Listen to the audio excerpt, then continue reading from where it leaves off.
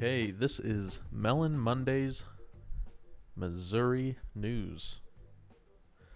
So, today is July 4th, Independence Day for the U.S. For anyone who's familiar with Melon Mondays from 3 years ago, that was a podcast that I messed around with and attempted during my senior year of high school.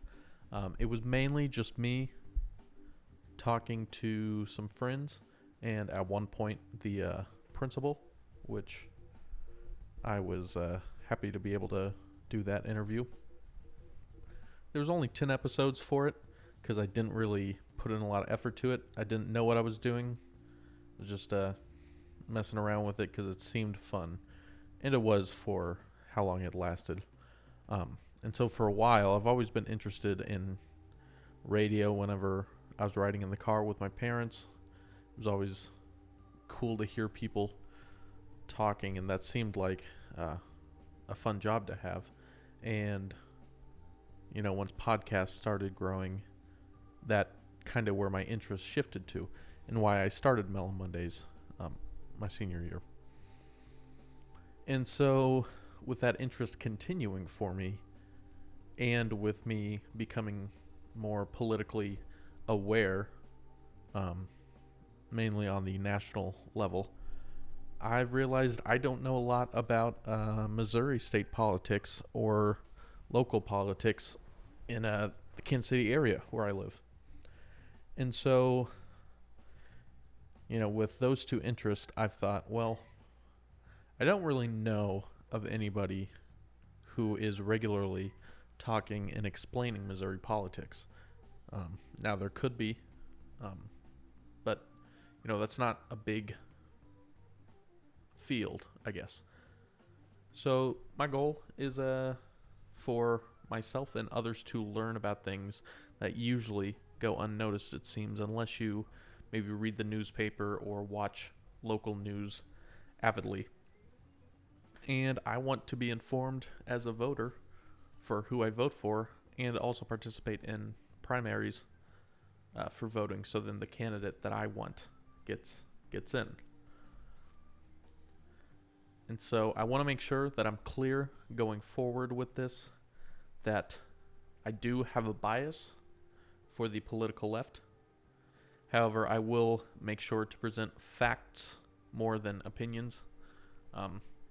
My goal is like 90% fact, 10% opinion. So, with these weekly episodes, I want to make sure that I am first putting out the information that I've found, and then afterwards, I may be giving what my views are on it.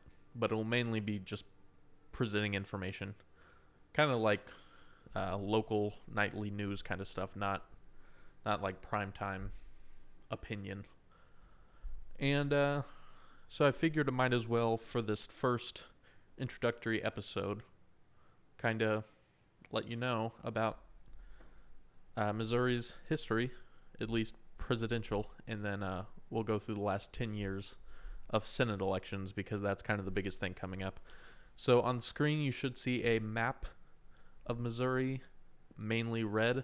That is because for the last 6 presidential elections, the longest streak for Republicans,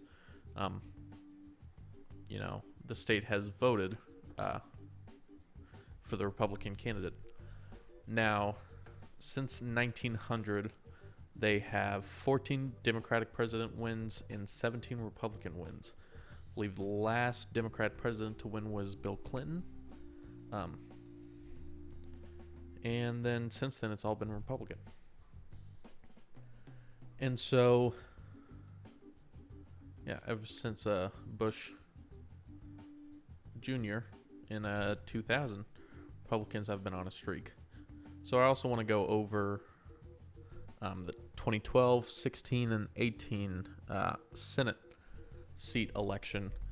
And in 2012, Claire McCaskill was an incumbent, and she won by a hefty sum, over 10 points, over 400,000 votes.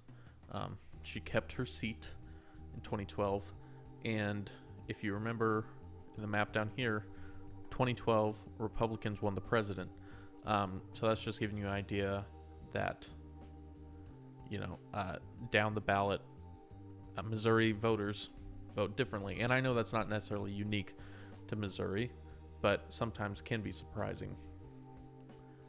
And then in 2016, Roy Blunt was the incumbent, and he's the senator that's retiring this year.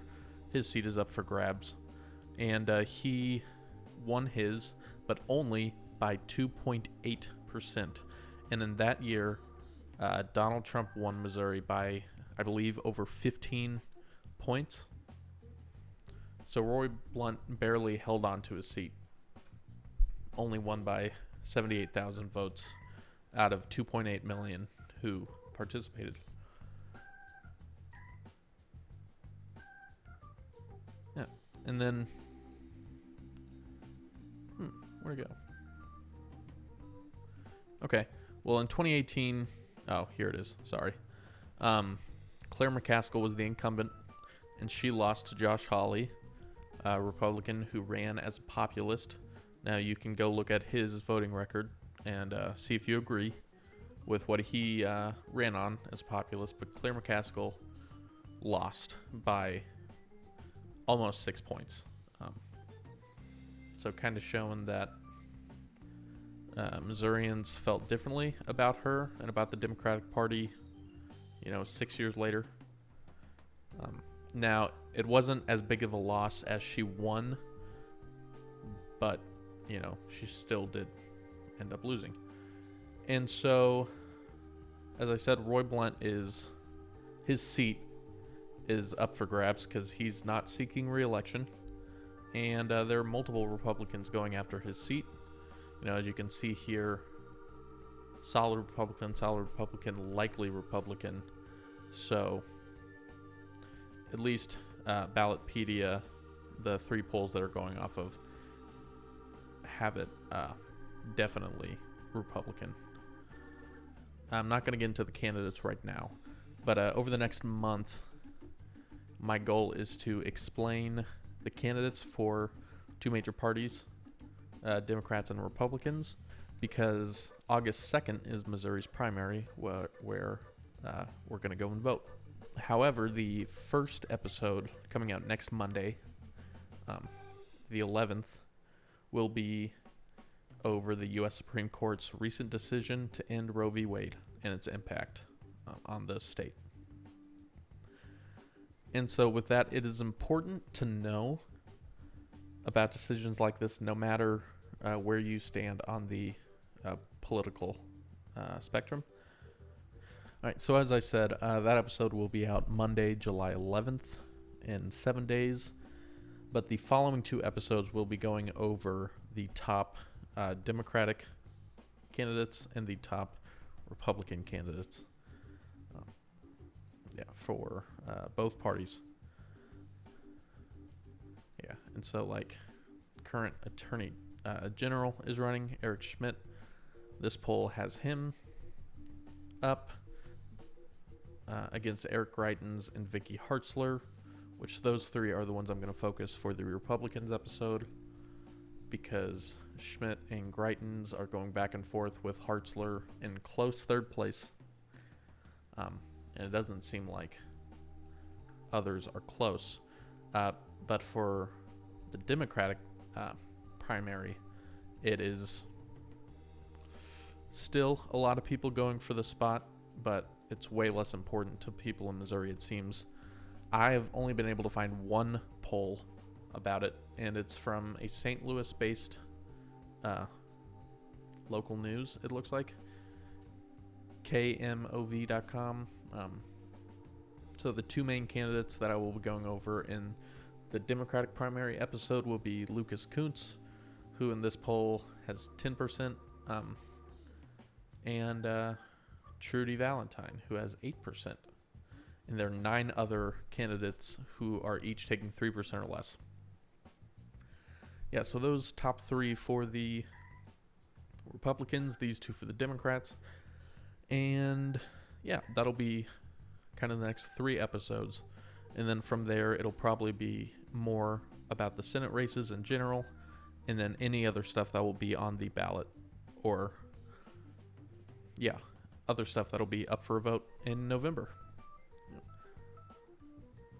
All right, I appreciate those who have stuck around till the end and hope you will follow along to learn more about Missouri's politics. And if you're in the Kansas City area, I would like to eventually start looking more into stuff that affects Kansas City and Jackson County. And let me know in the comments if there's something that you know of going around in Missouri that you want it to be talked about, and I will make sure to look into that. And make sure to subscribe so then you know when the next episodes will come out. All right. Appreciate you watching, and I'll see you next Monday.